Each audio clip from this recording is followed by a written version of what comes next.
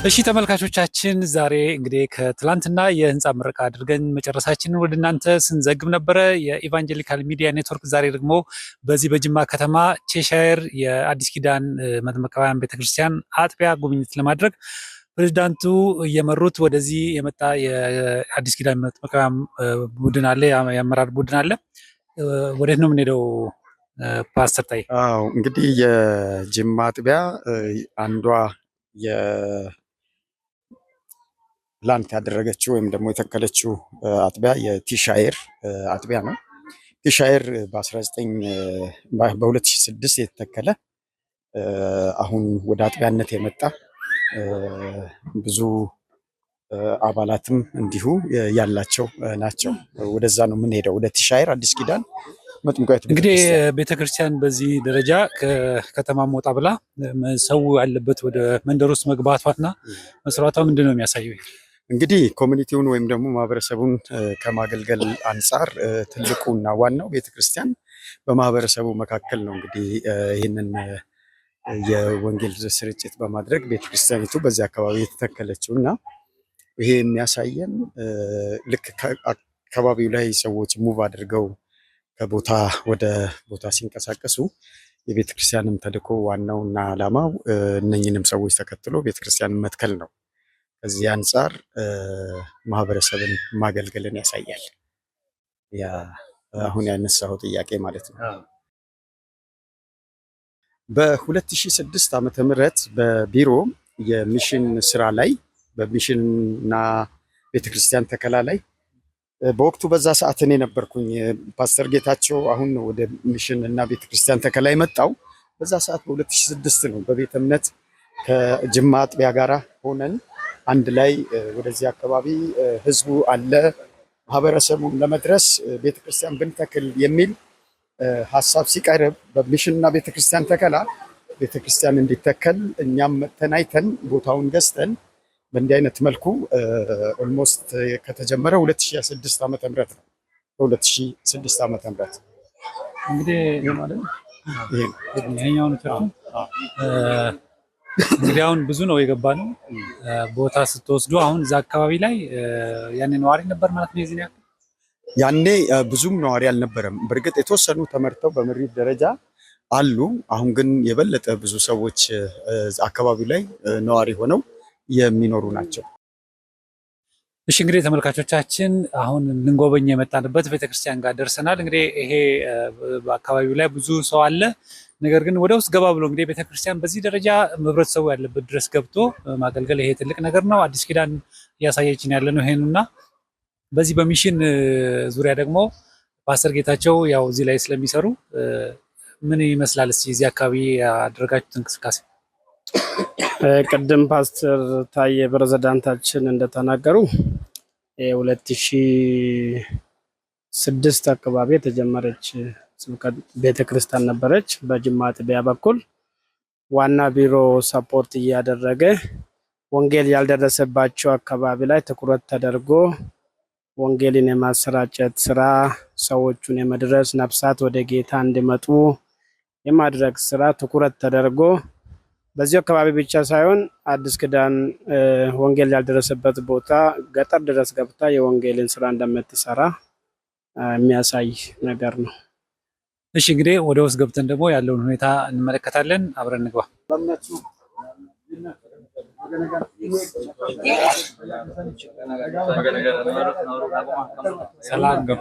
ሰላም እንኳን እናቆያችሁን። ሰላም ናችሁ?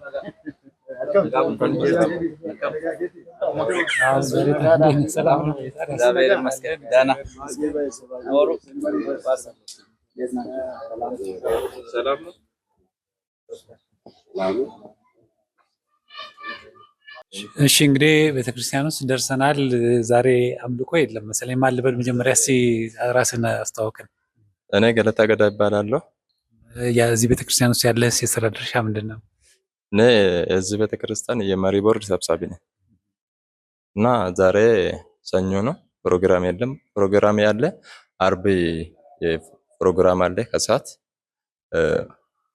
ቅዳሜ አለ፣ እሑድ የቀን ሙሉ ፕሮግራም አለ። እዛ የተረፈ ሌላ የዘርፎች ማክሰኞ ማታ አለ። ዛሬ የለም።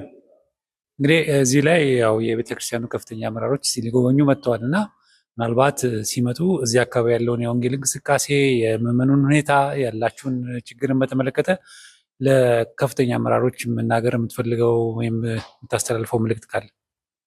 አሁን እዚህ አካባቢ ያለው የአምልኮ ስነ ስርዓት አፋን ኦሮሞtiin dubbadha dhiifama.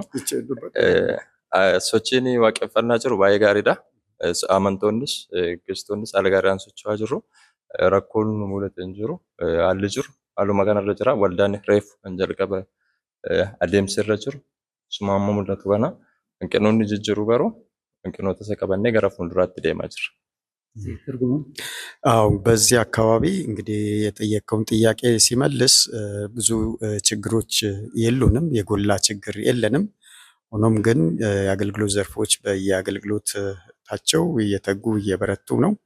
እንደው አለ እንኳን ችግር ብንል እንኳን እየጸለይን ችግሮቻችንን እየፈታን የእግዚአብሔርን መንግስት ለአካባቢው ለማህበረሰቡ እያደረስን አገልግሎታችንን በዛ አይነት መልኩ እያሰፋን ያለ ነው። በጣም የሚገርመው እዚህ አካባቢ የታዘብኩት ነገር ምንድነው? ያው ባለፈውም ትላንትና የመረቅነው ቤተክርስቲያን ላይ ምዕመኑ በራሱ አቅም ነው እየሰራ ያለው። አሁንም ምን ችግር አለ ሲባል አይ ችግር የለም የሚል እንዲህ አይነት ነገር ሰምተን አናውቅም እና ምናልባት ይህ ትልቅ ነገር ነው። ምን ያህል ምዕመን አላችሁ? እንቅስቃሴውስ ምን ይመስላል? Sochiin jiru gaariidha. Amantoonni bifa tokkummaa qabuun bifa namatti toluun kan deemaa jirani. Baay'inni uummata keenya hanga waliigala ijoollee dabalatee maal jedhan gara 150 ta'a. እንግዲህ አገልግሎታችን ጥሩ ነው፣ መልካም ነው እያሳለፍን ያለ ነው። የማህበረ ምዕመኖቻችን ልጆቻቸውንም ጨምሮ ከ150 በላይ አባላቶች አሉ። እንድል አመሰግናለሁ። እኔ የዚህ ቤተክርስቲያን መንፈሳዊ ዘርፍ ነኝ፣ አገልጋይ ነኝ። ሙሉ ጊዜን ሰጥቼ እያገለገልኩ ነው። ወንድሜ ባህሩ አስፈራ እና በመንፈሳዊ ዘርፍ እያገለገልኩ አለው። እግዚአብሔር ይመስገን። እግዚአብሔር በሰጠን ጸጋ በእግዚአብሔር ኃይል በጥሩ እንቅስቃሴ እየተንቀሳቀስን ነው። ወንጌል እየተሰበከ ነው። የሚድኑ ሰዎች አሉ። ጌታን ደህንነት የሚማሩ ደቀ መዝሙር ላይ የተማሩ ያሉ ሰዎች አሉ።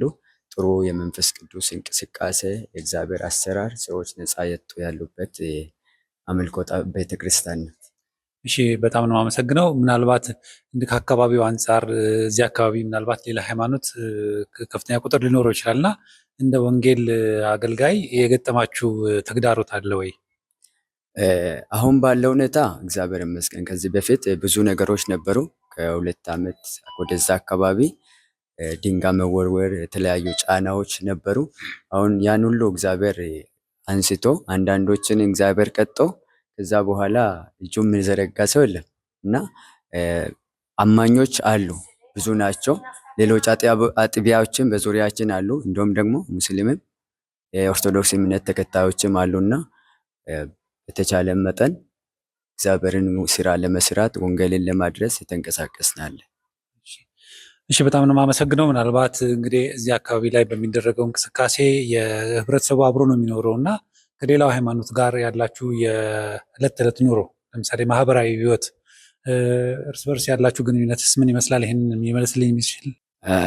ጥሩ ነው። እዚህ ያሉ ቅዱሳኖች ከአካባቢ ያሉ ከሌሎች ቤተ እምነቶች ጋር በጥሩ መተሳሰብ በህብረተሰቡ በሚደርሰው ነገር ሁሉ ቀኙን በመስጠት በተለይ አማኞች ሌሎችን በመደገፍ በተለያየ አቅጣጫ ላይ በጣም ተሳትፎ የሚያደርጉ ናቸውና በምሳሌነት ወንጌልን በህይወት በመኖር በምሳሌነት ለሌሎች ቤተ እምነቶች ለሌላየ እንደዛ አይነት ሌላ አደጋዎች ሲደርሱ እጅ በመዘርጋት በመድረስ ጥሩ አስተዋጽኦ ያደርጋሉ። ጥሩ ብረት ጥሩ እንቅስቃሴ ነው ያለው።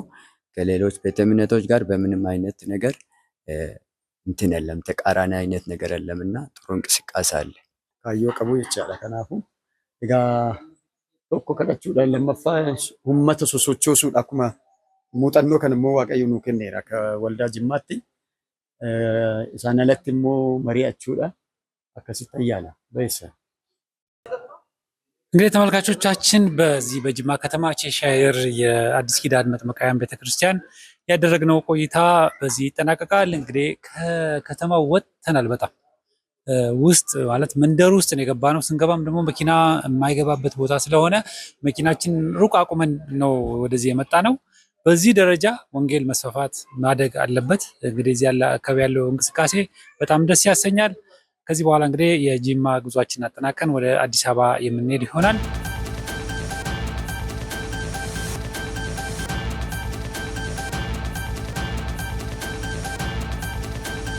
ተመልካቾቻችን ለሁለተኛ ጊዜ ወደ ጅማ መተን እንግዲህ የአዲስ ኪዳን መጥመቂያን ቤተክርስቲያን የህንፃ ምረቃ እንደዚሁም ደግሞ የአካባቢውን ጉብኝት አጠናቀን አሁን ወደ አዲስ አበባ ለመጓዝ ዝግጅት ላይ ነው ያለነው። አብራችሁን ስለቆያችሁ እንደዚሁም ደግሞ ስለተከታተላችሁ ዝግጅታችን በጣም እናመሰግናለን። ለኢቫንጀሊካል ሚዲያ ኔትወርክ ተስፋዬ ካሳሁን ነኝ ከጅማ ከተማ።